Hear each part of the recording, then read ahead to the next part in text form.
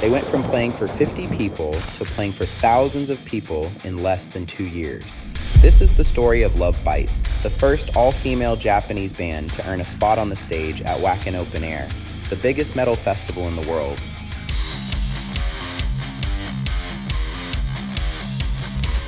Why do we need to talk about Destro's before we talk about LOVEBITES? Destro's was an all-female metal band active in Tokyo's underground scene that broke up in 2015. Two of the founding pieces of what would eventually become LOVEBITES came out of that breakup: bassist Miho and drummer Haruna. Destro's was formed in 2007 and is considered, along with a handful of other bands from the same period, one of the groups that kicked off Japan's girls metal band boom, the first wave of all-female metal bands. In January 2010, they opened the Japanese leg of the Iron Maiden's tour, the all-female Iron Maiden tribute band, and over time, several projects that now represent Japan came out of that same lineup. In 2009, 4 other former members formed Mary's Blood, and in 2015, guitarist and leader Mina founded Fate Gear. The breakup of Destro's was a necessary turning point. Miho teamed up with Haruna, her former bandmate, to build something new, something that didn't sound like what they had already done, and that moved away from the Japanese girls band mold, which at the time was associated with idol pop or visual kei. They wanted something that sounded more like Iron Maiden, Halloween, or Judas Priest. Destro's, by comparison, had an aesthetic much closer to gothic Lolita, with bows and lace, far removed from the image Miho had in mind. The next step was finding the rest of the lineup. Midori, who came from a project called Gekijo Metallice, joined as the lead guitarist, bringing a technical style built around fast solos, neoclassical scales, and a strong connection to the tradition of 1980s European heavy metal. She was joined by Miyako, known at the time as Mia, who had played in a drop of Joker and 21G. She initially joined as a supporting guitarist and keyboardist before becoming a full member of the band. Mia said that when she first received the demo that would eventually become LOVEBITES, she immediately realized it sounded like traditional heavy metal, something that almost no all-female band in Japan was playing at the time, and that was exactly what made the project feel new to her. Almost the entire band was in place, but one very important piece was still missing: the singer. Miho and Haruna went looking for a vocalist, and that's where Asami came in. At the time, she was working as a touring backing vocalist for Vamps and Overworld. After hearing the demo she sent them, they realized she had the range, the power, and most importantly, the ability to hold a high note without making it sound like she was struggling. Asami's background had very little to do with metal. She started studying classical ballet at the age of 2 and continued for 16 years, then moved to the United States after high school to study jazz and hip-hop dance. Her vocal background was shaped by listening to Alicia Keys and Aretha Franklin. When she joined LOVEBITES, technically speaking, she didn't have a metal background, but years of classical training, both in her body and in her ear, worked in her favor. Her control of breathing and phrasing wasn't something you usually hear from vocalists who start out singing metal.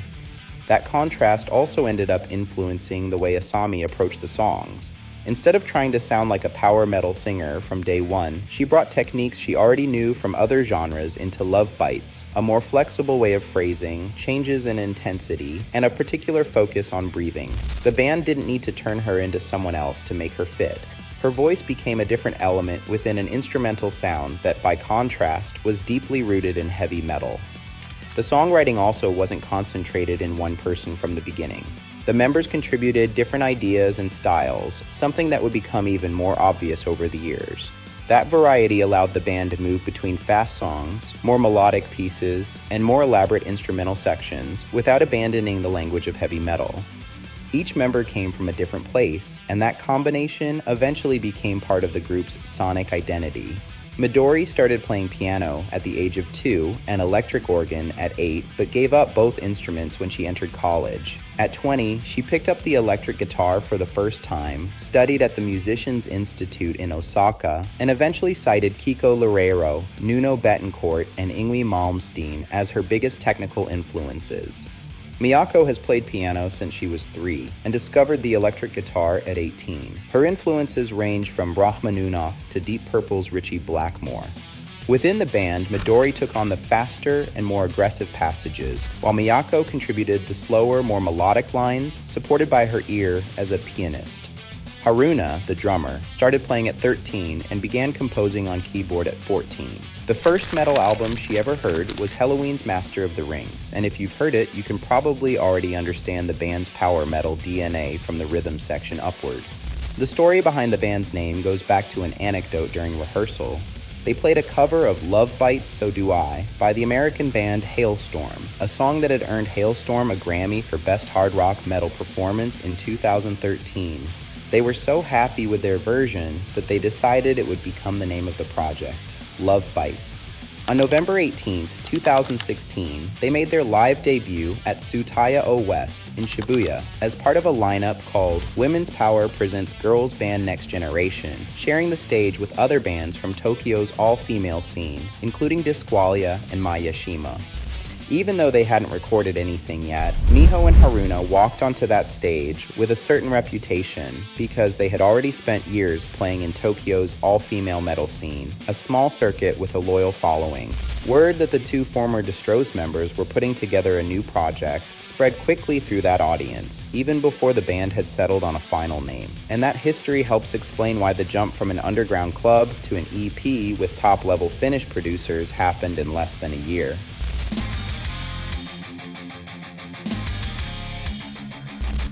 By the end of 2016, Love Bites had started recording their first material. To make sure they got a top-level result, they brought in Finnish engineers Mikko Karmila and Mika Jusila, the duo responsible for mixing and mastering records by bands such as Nightwish, Children of Bodom, and Stratovarius.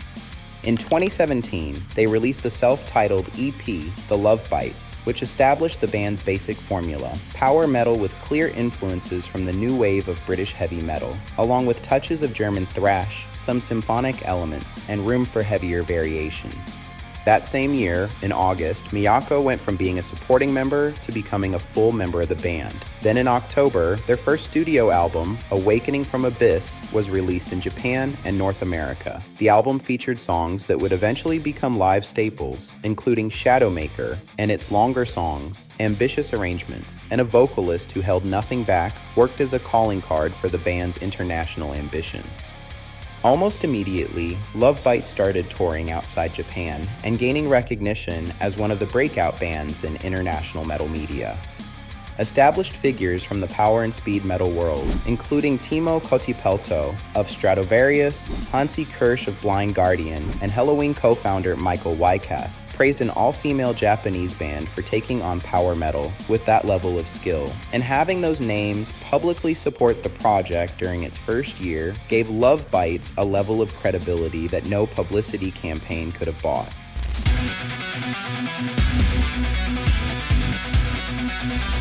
2018 was the turning point. In June, they released Battle Against Damnation, their second EP, featuring songs like The Crusade, whose central melody is built around a foundation inspired by Iron Maiden's Aces High, a direct nod to one of their biggest influences. The EP pushed the band's sound further, epic, with a personal edge centered on overcoming adversity and orchestral arrangements that strengthened its symphonic side without taking the focus away from the guitars.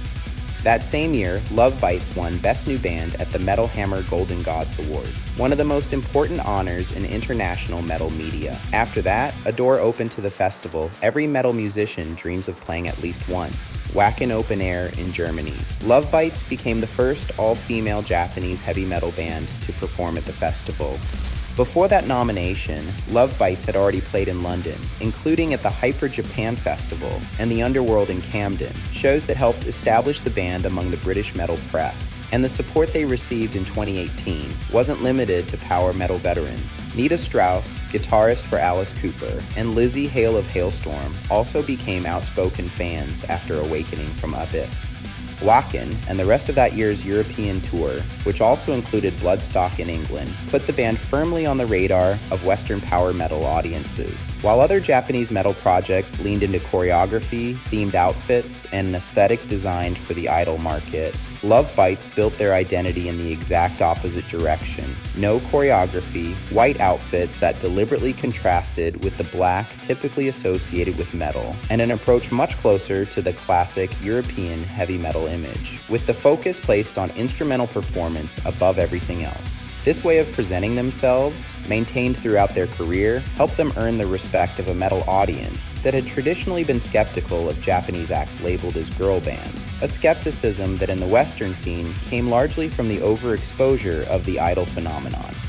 In December 2018, they released Clockwork Immortality, their second studio album, once again mixed and mastered by Carmilla and Jusila, with contributions from musicians connected to Loudness, one of the historic Japanese heavy metal bands. The cover art, featuring a wolf breaking through an hourglass, was created by Spanish artists David López Gómez and Carlos Vicente León. In 2019, the band pushed their international success even further. They opened for Dragon Force on their UK tour and released the live album Daughters of the Dawn, Live in Tokyo 2019. There was also a symbolic moment that brought the story behind the band's name full circle. At the Download Festival in the UK, Asami was invited on stage by Hailstorm to sing the song that gave the band its name alongside Lizzie Hale. The band that inspired the name was now sharing a stage with the band that had chosen it.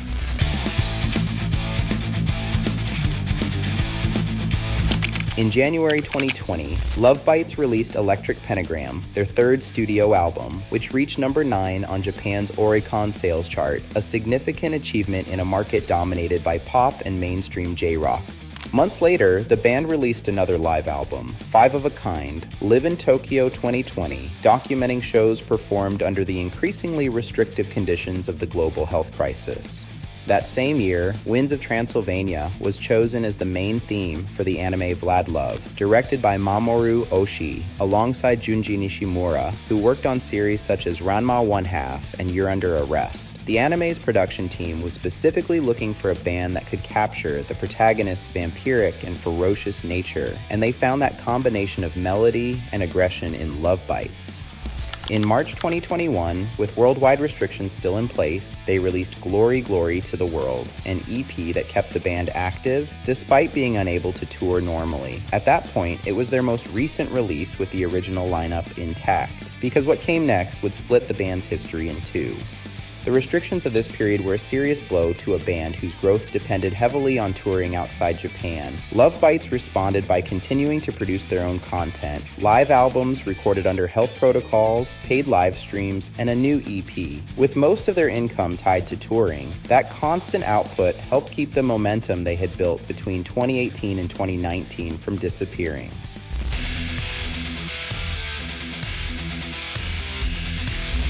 On August 17th, 2021, LOVEBITES announced something nobody expected. Miho, the bassist, co-founder, and leader of the project from day one, was leaving the band. In a statement, she talked about a process of personal introspection that had been developing over several years and about the need to rethink who she was as a musician beyond the specific role she had occupied in LOVEBITES since 2016. It was a personal decision, with no scandal or accusations involved. The departure of the founder directly affected the structure of the project. The band entered an indefinite hiatus and released a statement with one open promise: we will definitely come back. But the feeling was still one of emptiness and uncertainty. What followed was a rebuilding process. Between April and May 2022, LOVEBITES held an open audition to find a new bassist. Applicants had to record their own bass line over a track composed by the band specifically for the audition and submit a video of their performance.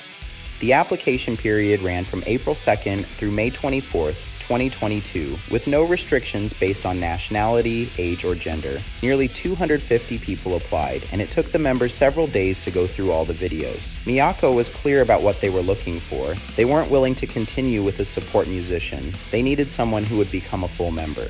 Asami explained that if they were only looking for technical ability, they could have simply called on one of their contacts in the industry. What they wanted was that extra quality that is difficult to put into words.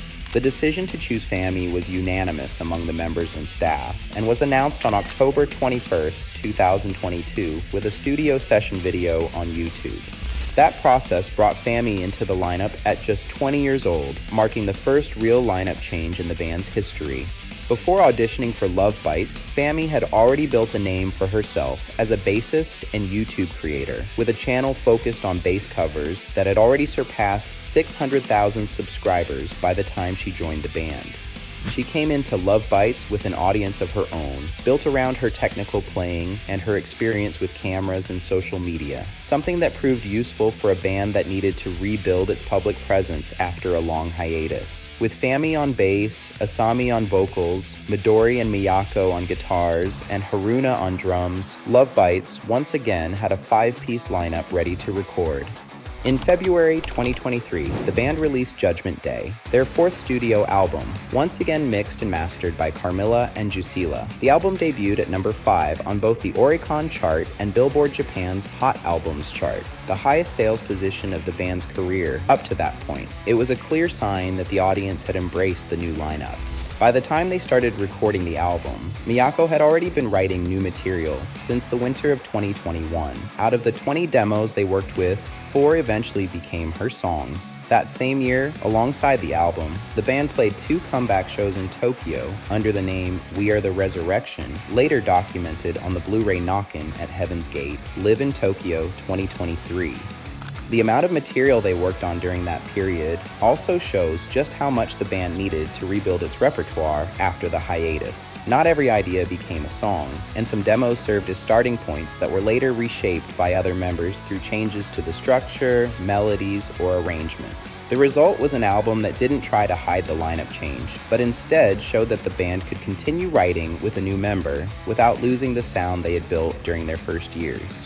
Throughout that year, LOVEBITES returned to Japanese stages and began preparing for their next international chapter. Their first world tour with Fami as a permanent member came in 2024. It was called the Thin Line Between Love and Hate World Tour and featured 17 shows across 16 cities in 10 countries. For the band, it meant returning to Europe after several years without being able to tour normally, and at the same time entering territories where they had never played before.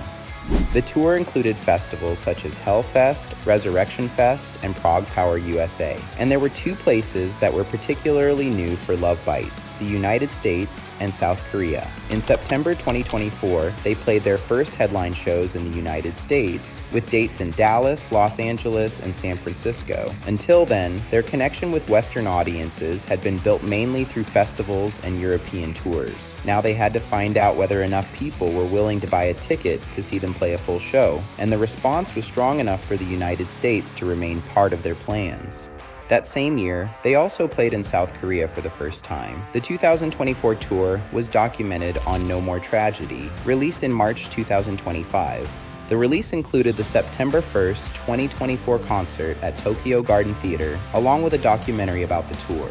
The footage also showed what the band looked like after the change at bass. Fami was no longer the new member who had come in to replace Miho. By that point, she had been playing the LOVEBITES repertoire for several years and had firmly established herself as another member of the group. And while the band was getting back to international touring, they were also beginning to expand their presence in Latin America. On March 1st, 2025, LOVEBITES played in Mexico for the first time as part of the Titans of Metal Fest. A few months later, in November 2025, they returned to the United States for a 9-date tour that began in New York. At the same time, the band was already working on their 5th album.